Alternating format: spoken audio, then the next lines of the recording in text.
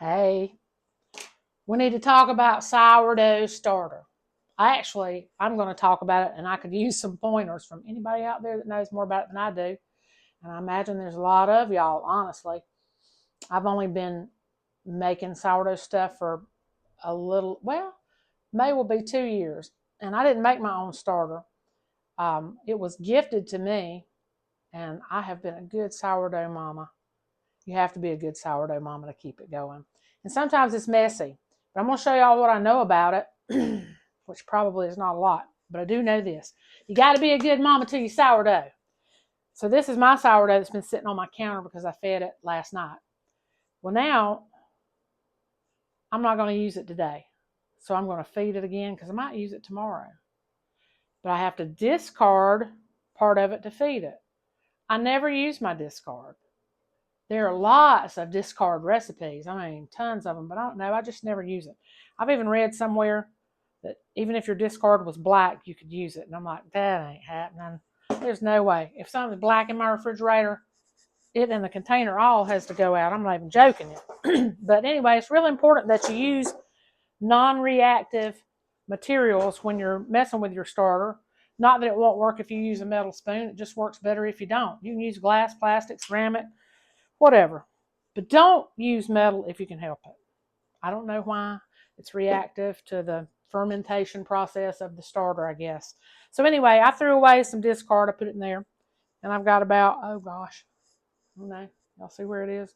About right there. So I'm going to put in equal parts water and flour. And I don't measure anything, so I don't know what to tell you.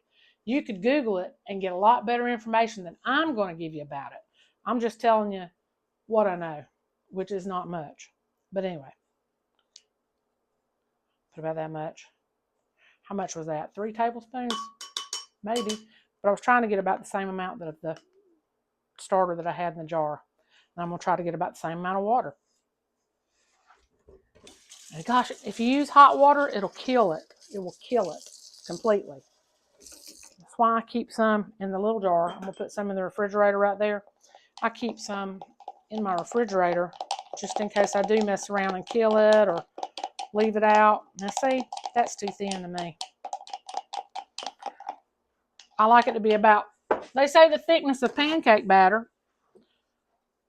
But I have read things too that said if you need it to rise real quickly, that if you mix it thinner and it will rise more quickly and you can use it sooner. But I'm going to make this to use tomorrow. See how it looks now. Oh yeah. Pancake batter. That's the consistency you're looking for. You want it to rise and look all bubbly. It'll have like the side of the glass jar will have little bubbles all over it.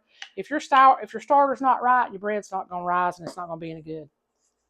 The sourdough is fun.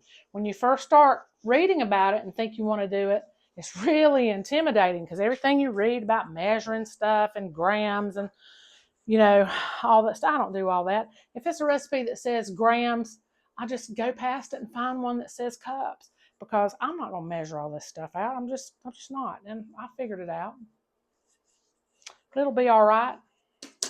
Guarantee you. So this, actually, I'm going to put that on my counter because I'm going to use it tomorrow. And if I don't use it till tomorrow night, which I won't, I'll feed it tomorrow morning one more time. You want it to be able to breathe when you're leaving it out on your counter because you're going to use it. So I'm going to put a little cheesecloth with my ring instead of putting a lid on it. That way it can breathe, but critters we don't have any gnats right now, thank goodness. But you get a gnat in the house. And if you get a gnat in the house, you know where they go for your food, your face, all that stuff. You know how gnats are. If you know how gnats are, you know. And if you don't, congratulations, because they're the scourge of the earth. But anyway, I'm going to set this over here. I'm going to use it tomorrow. If I wake up really early tomorrow morning and it looks good, I'll probably go ahead and mix up something, a loaf of bread, a bowl, I don't know, something. But if not, I'll feed if I don't have time. If I wake up late and I'm grouchy, which is likely, I'll just feed it again and put it back on the counter. Now, this is the discard that I never use, but I keep it anyway. I don't know why I keep it. I was going to put me some, I won't do it today, I'll do it tomorrow, but I always put a little bit in my little jar and keep it in the refrigerator after it's been fed. I get the good starter that's been fed and I put it in here and I put the top on it real tight and put it in the refrigerator. I do that just as a precaution in case I screw up what I got on the counter and it actually does turn black. And then I'll have some start over in the refrigerator. That's how I got it gifted to me. It was in a little jar refrigerated. Thank you, Rachel. I've enjoyed cooking with it too.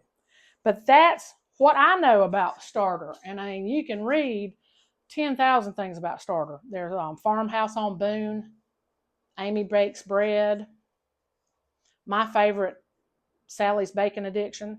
You can read about it on those places, or you can read about it on all other kind of places. But I did do a lot of studying to learn how to keep my starter, and I still need help sometimes. It's got to be right. If your starter ain't right, your bread ain't going to be right.